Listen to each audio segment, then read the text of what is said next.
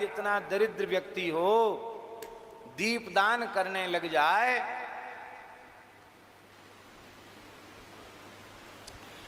चाहे जितना दरिद्र व्यक्ति हो दीपदान करने लग जाए तो फिर उसकी दरिद्रता नहीं रह जाएगी।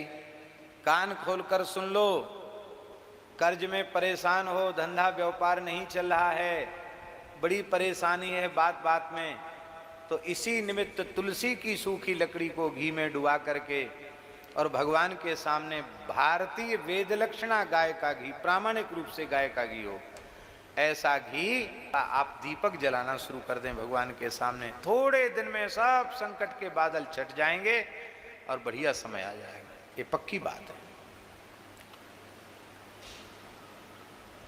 इसलिए महाराज जी लिखा है कि रमा वृद्धि करम नृणाम, दीपदान से लक्ष्मी वृद्धि होती है। और विधि पूर्वक पुरुषोत्तम मास पर्यंत दीपदान कर दिया जाए तब तो क्या कहना है। वेदोक्त जितने कर्म हैं, वेदोक्त जितने दान हैं, वो सबका पुण्य एक साथ मिला दिया जाए और पुरुषोत्तम मास में एक बार श्रद्धा पूर्वक दीपदान कर दिया जाए तो पुरुषोत्तम मास के दीपदान के 16वें अंश की बराबरी वे सारे शुभ कर्म दान पुण्य आदि मिलकर नहीं कर सकते। इतनी महिमा इस महीने में दीपदान की है।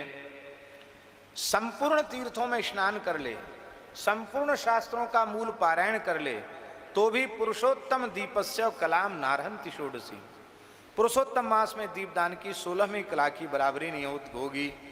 सारे योग ज्ञान सांख्य तंत्र उनका अनुष्ठान कर ले, उससे जो पुण्य होगा उसका पुण्य और पुरुषोत्तम मास में दीपदान का पुण्य उसके 16वें अंश की बराबरी नहीं कर सकता।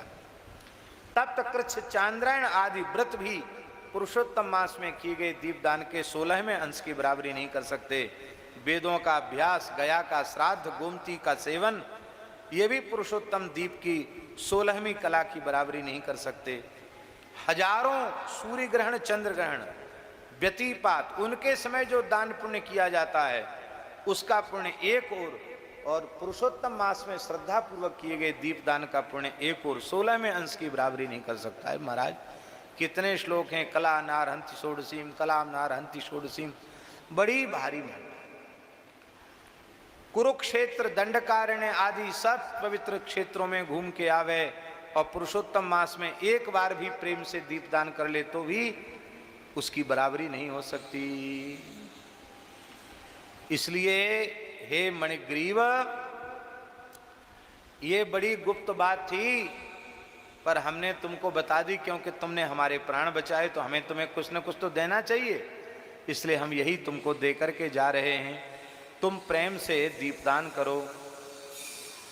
और महाराज जी लिखा, बंध्या स्त्री दीपदान करे पुरुषोत्तम भगवान के निमित्त पूरे महीना विधि पूर्वक, उसे पुत्र की प्राप्ति होगी। भ्रष्ट राज्य वाले को राज्य मिल जाएगा, जो चाहोगे सो हो जाएगा।